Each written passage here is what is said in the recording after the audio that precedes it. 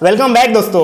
इस वीडियो में आज हम सीखेंगे callback functions and callback help. जब आप इसे फर्स्ट टाइम सीखते हो तो थोड़ा सी ट्रिकी लगता है, लेकिन इंटरव्यू में अक्सर पूछा जाता है। इस वीडियो में हम बहुत ही स्मूथ वे में कॉलबैक फंक्शंस को और कॉलबैक हेल्प को समझेंगे और एक इंटरव्यू में कैसे एक्सप्लेन करना है कि एक इंटरव्यूअर इंप्रेस हो जाए, वो भी हम इस वीडियो के लास्ट में देखेंगे।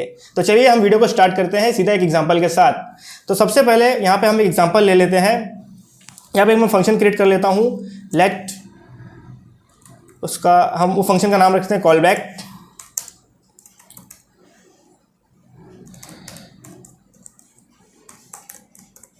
और यहाँ पे हम कंसोल कर लेते हैं console dot log this is call back. और एक फंक्शन और क्रिएट कर लेते हैं हम यहाँ पे, उसका नाम रख लेते हैं सपोज XYZ। और हम उस फंक्शन को भी यहाँ पे डिफाइन कर लेते हैं प्रॉपरली। और यहाँ पे हम लिख लेते हैं दिस इज XYZ। और हम क्या करते हैं यहाँ पे, बेसिकली हमने एक फंक्शन क्रिएट किया है कॉल बैक और एक फंक्शन और क्रिएट किया है XYZ, राइट। अभी हम क्या करेंगे, XYZ फंक्शन को कॉल करेंगे, बट XYZ फंक्शन को कॉल करेंगे, उसके अंदर ये कॉल बैक फंक्शन को पास कर देंगे। अब ये कॉल बैक फंक्शन को यहाँ पे हम पास करेंगे, तो यहाँ पे एक सेकेंड, इसको मैं ठीक कर लेता हूँ। और इस कॉल बैक फंक्शन को हम यहाँ पे जब पास करेंगे तो यहाँ पे इसे हम इस फंक्शन के अंदर इसे कॉल भी कर लेंगे, राइट। अब हम इसे रन करके देखते हैं कि इसका आउटपुट क्या आता है।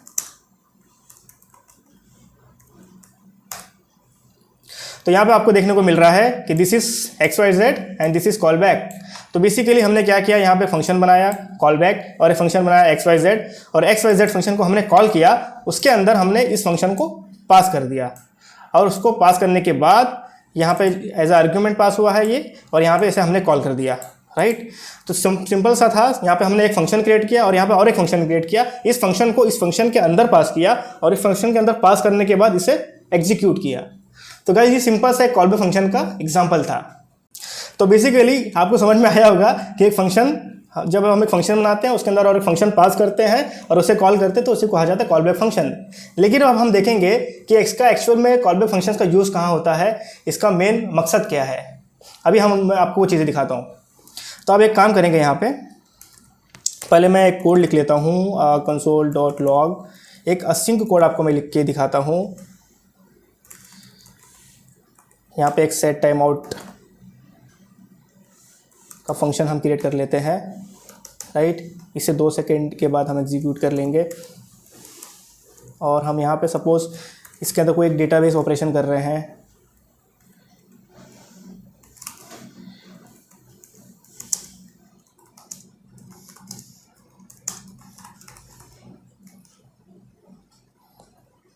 और यहाँ पे हम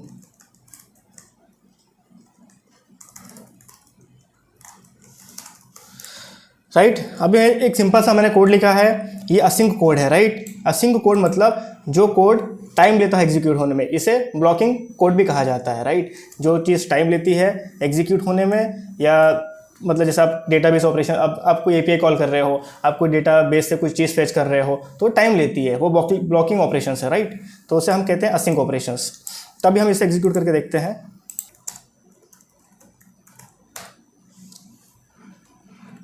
राइट तो यहाँ पे हमें दिख गया कि ये हमें इसका आउटपुट दिख गया और इसका आउटपुट दिख गया, और ये जो ब्लॉकिंग जो हमारा असिंक कोड था ये भी हमारा एग्जीक्यूट हो गया और इसका आउटपुट हमें यहाँ दिख गया। अब इस कोड को हम थोड़ा नेक्स्ट लेवल पे लेके जाएंगे, मीन कि जब आप एक्चुअल कोड लिखते हो तो कैसे चीज़ें यूज़ होती है, अब हम वो देखेंगे। तो हम एक काम करते हैं, यहाँ पे एक फंक्शन बना लेते हैं गेट यूज़र। और गेट यूज़र फंक्शन के अंदर ये ब्लॉकिंग ऑपरेशन को पास कर देते हैं। Means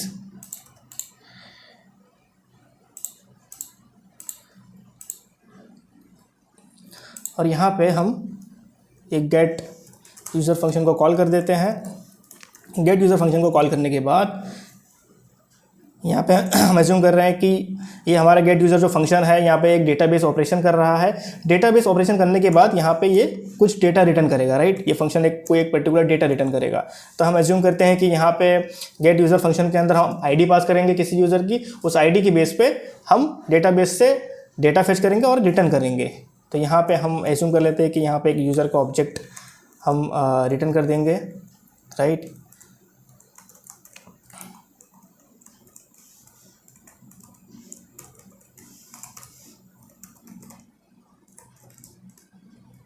correct. और जब इस फंक्शन को हम यहाँ कॉल करेंगे तो यहाँ पे सपोज एक आईडी पास कर देंगे, करेक्ट। यहाँ पे आईडी पास कर देंगे और इस आईडी के बेस पे हम डेटाबेस से एक ऑपरेशन करेंगे, डेटा फेच करेंगे, और जब डेटाबेस से हमें वो डेटा मिल जाएगा हम यहाँ रिटर्न कर देंगे। हम ऐसे एज्यूम कर रहे हैं और यहाँ पे ये फंक्शन को कॉल कर देंगे और यहाँ पे हम देखेंगे कि जो फंक्शन कॉल करने के बाद जो इसका डेटा आएगा इसे हम यहाँ पे कंसोल करने की कोशिश करेंगे। मतलब हम बस प्रिंट कर रहे हैं कि क्या डेटा आया। अब इसे हम एग्जीक्यूट करके देखते हैं कि इसका आउटपुट क्या आता है। मैं क्लिक कर लेता हूँ क्लियर।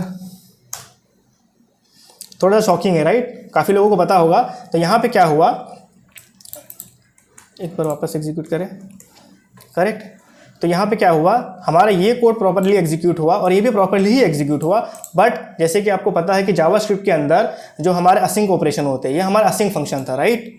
गेट यूज़र जो है वो 2 सेकेंड ले रहा है एग्जीक्यूट होने में। बट यहाँ पे ये फंक्शन जब हमारा लाइन नंबर 3 पे कोड आया तो यहाँ पे इसके एग्जीक्यूशन के लिए जावास्क्रिप्ट वेट नहीं किया, वो डायरेक्टली मूव हो गया लाइन नंबर 4 पे।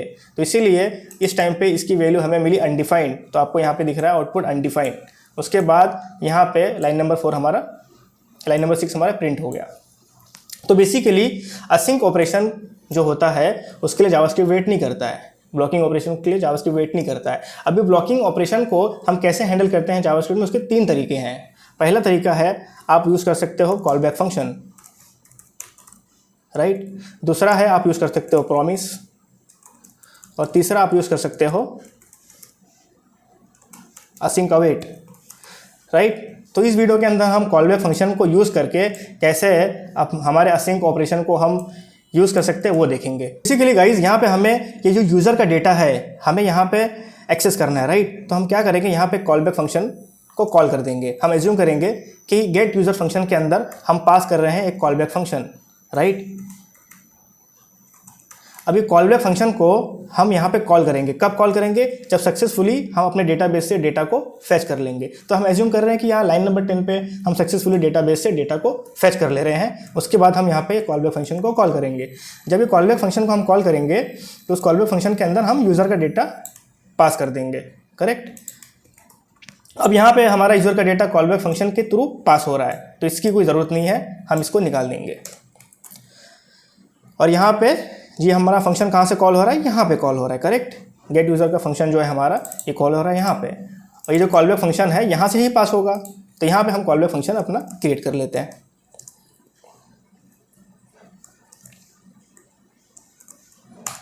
और इस कॉल बैक फंक्शन के अंदर जब यहाँ से कॉल बैक फंक्शन कॉल हुआ है, राइट, तो इसके अंदर हमें यूज़र का डेटा हम पास कर रहे हैं। तो बेसिकली यहाँ पे क्या आएगा, यूज़र डेटा, राइट। यूज़र का ही डेटा हमने यहाँ पे पास किया, आप देख सकते हैं। तो जब यहाँ से ये कॉल बैक फंक्शन बेसिकली क्या है, यही वाला फंक्शन है, करेक्ट। तो यहाँ पे यूज़र का डेटा हमने यहाँ से पास किया, तो हमें यहाँ पे यूज़र का डेटा अब मिल जाएगा।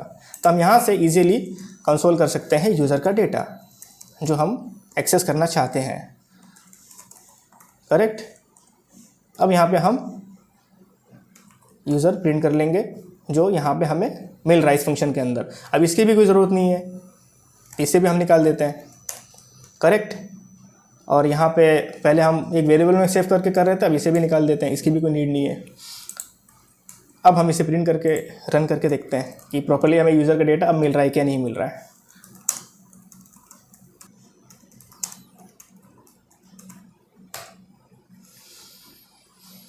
राइट, अभी हमें यहाँ पे सक्सेसफुली यूज़र का डेटा मिल गया, right. Fetching data from database, और हमें 2 सेकंड के बाद यूज़र का डेटा सक्सेसफुली मिल गया। तो बेसिकली हमने क्या किया, इसके अंदर हमने कॉल बैक फंक्शन को पास किया। इस कॉल बैक फंक्शन को जब हमने पास किया और ये कॉल बैक फंक्शन को हमने यहाँ पे कॉल कर लिया, जब हमें यूज़र का डेटा डेटाबेस से हमने एज्यूम किया कि हमने यूज़र का डेटा डेटाबेस से फेच कर लिया। फेच करने के बाद हमने कॉलबैक फंक्शन को कॉल किया, उसके अंदर हमने यूज़र का डेटा पास भी कर दिया। तो यहाँ पे और उस यूज़र के डेटा को हमने एक्सेस कर लिया, राइट। अभी हम एज्यूम करते हैं कि हमने यूज़र का डेटा तो फेच कर लिया। अब यूज़र का डेटा फेच करने के बाद हमें प्रोफाइल का डेटा भी फेच करना है एक पर्टिकुलर यूज़र्स का। तो हम क्या करेंगे, यहाँ पे और एक फंक्शन क्रिएट कर लेंगे।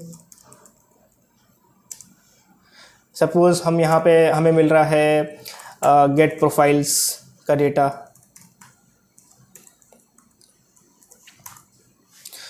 और ये फंक्शन रिटर्न करता है कुछ प्रोफाइल का डेटा हम एज्यूम कर रहे हैं। Like example profile 1,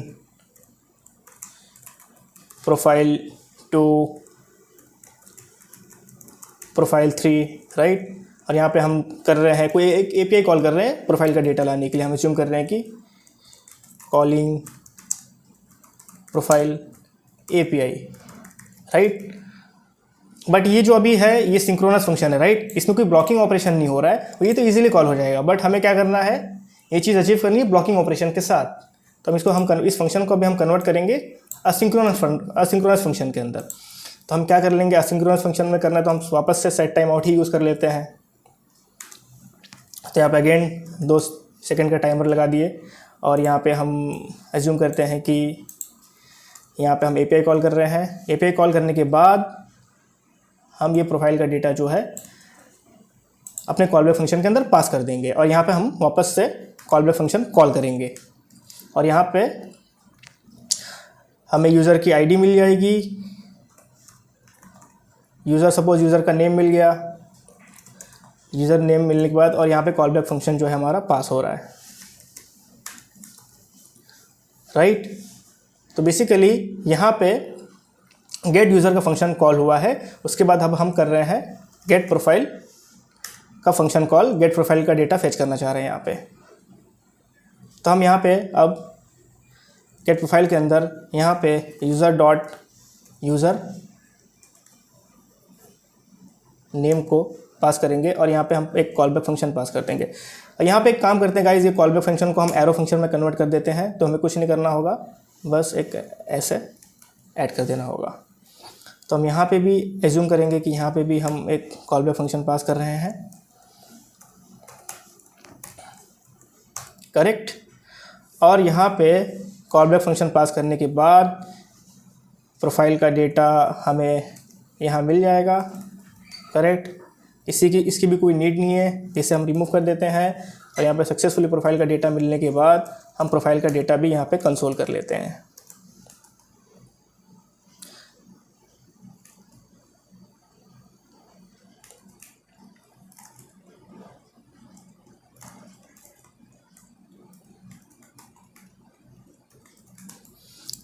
correct. थोड़ा सा कंफ्यूजिंग लग रहा है लेकिन काफ़ी सिंपल है। तो बेसिकली यहाँ तक तो आपने समझ लिया था कि हमने सक्सेसफुली यूज़र का डेटा फेच किया है एक यहाँ पे कॉलबैक फंक्शन पास करने के बाद, और इस कॉलबैक फंक्शन को हमने यहाँ पे कॉल कर लिया और वहाँ से डेटा रिटर्न कर दिया यूज़र का। उसके बाद हम एज्यूम कर रहे हैं कि प्रोफाइल का डेटा अभी मिल गया है, अब हम यूज़र का डेटा मिल गया, अब हम प्रोफाइल का डेटा फेच करेंगे। तो यहाँ पे प्रोफाइल का डेटा फेच करने के लिए हम गेट प्रोफाइल वाला जो फंक्शन है उसको कॉल कर रहे हैं, जो हमें आफ्टर 2 सेकेंड एक API कॉल करता है और प्रोफाइल का डेटा ला के देता है। बट इसके अंदर भी हमें ये असिंक्रोनस फंक्शन है, तो हमें यहाँ पे कॉलबैक फंक्शन को यूज़ कर रहे हैं। तो यहाँ पे हम पास कर रहे हैं कॉलबैक फंक्शन, राइट। ये बेसिकली एक कॉलबैक फंक्शन है। ये कॉलबैक फंक्शन को हमने यहाँ पे पास किया है, और कॉलबैक फंक्शन को पास करने के बाद इस कॉलबैक फंक्शन को हमने यहाँ पे कॉल किया, और ये कॉलबैक फंक्शन हमें प्रोफाइल का डेटा पास कर दे रहा है। यहाँ पे इस फंक्शन के अंदर हम प्रोफाइल का डेटा पास कर रहे हैं। जब इस फंक्शन के अंदर प्रोफाइल का डेटा पास किए तो प्रोफाइल का डेटा यहाँ आ गया, और यहाँ पे हमने इजीली इसे एक्सेस कर लिया। अभी इसे हम रन करके देखते हैं, चीज़ें क्लियर कर लेते हैं।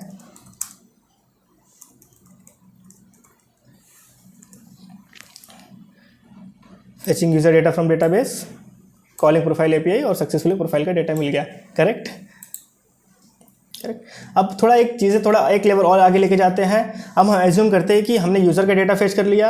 अब हमने यूज़र का डेटा फेच करने के बाद हमने एक प्रोफाइल का डेटा फेच कर लिया। अब प्रोफाइल का डेटा फेच करने के बाद हम एज्यूम करते हैं कि हम यूज़र की सैलरी भी फेच करना चाहते हैं। तो हम क्या करेंगे, यहाँ पे और एक फंक्शन क्रिएट करेंगे, ये फंक्शन के अंदर हमने और एक फंक्शन क्रिएट किया था, इसके अंदर वापस से एक फंक्शन हम बेसिकली कॉल करेंगे।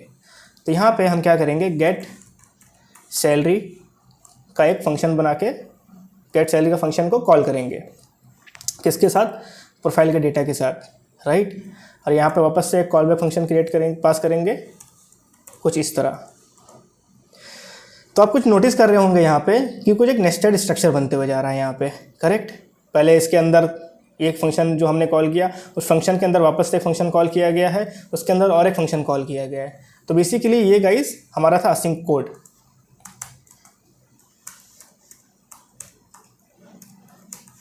ये हमारा असिंक्रोनस कोड है, राइट।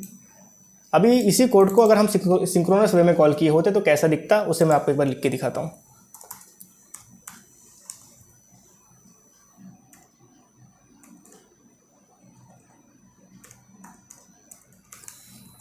और इसी कोड को हम सिंक्रोनस वे में कॉल किए होते तो सबसे पहले क्या करते हैं, हम गेट यूज़र का फंक्शन कॉल करते हैं।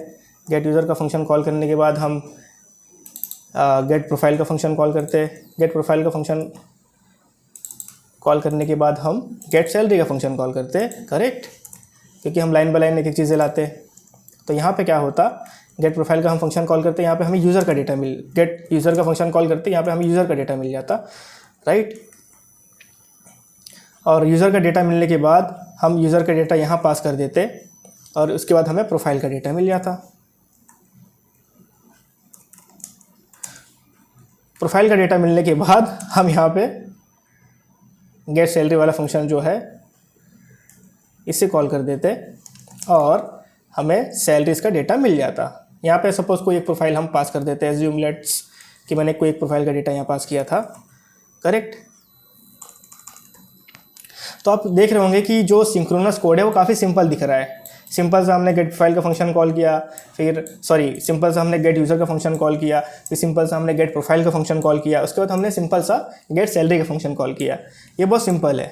बट अगर आप असिंक्रोनस कोड को आप देखोगे जो हमने यहाँ पे लिखा हुआ है, ये काफ़ी डीपली नेस्टेड स्ट्रक्चर दिख रहा है, राइट। यहाँ पे गेट यूज़र का फंक्शन कॉल किया गया है, गेट यूज़र फंक्शन के अंदर वापस से गेट प्रोफाइल का फंक्शन कॉल किया है, गेट प्रोफाइल के अंदर फिर गेट सैलरी का फंक्शन कॉल किया है। तो बेसिकली गाइस जब आप ऐसा नेस्टेड स्ट्रक्चर कॉल करते हो, क्रिएट करते हो, तो इसको कहा जाता है कॉल बैक हेल, राइट।